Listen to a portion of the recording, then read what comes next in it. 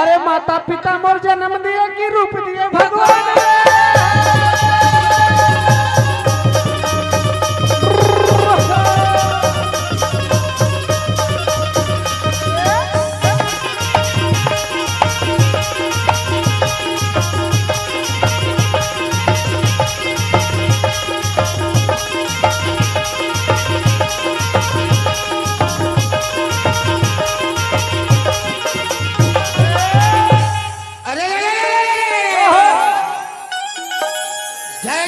ज्वालामुखी माता माता अरे अरे सकल हरण भई भाई भाई रे लज्जा मेरी राखिए देवी ये बीच सभा दरबार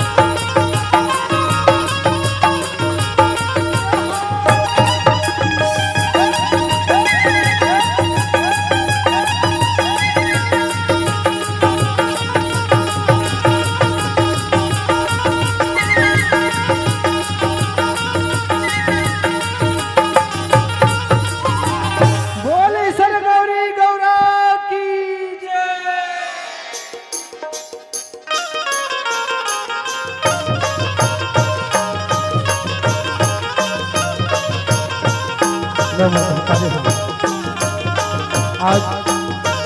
लोक सांस्कृतिक नाचा परिवार हिना जुड़ता आप उनके बीच सुघर 12 मशीन की छवि प्रस्तुत करे बजात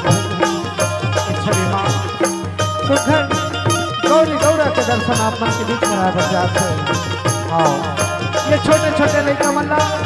सुखर ताली बजा के माया दुलार परोसत रहो जेकर से हमरो कार्यक्रम आपन सुखर सुखर ढंग से बीत सके और साथ में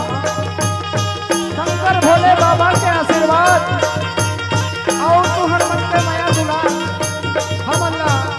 मंच के माध्यम से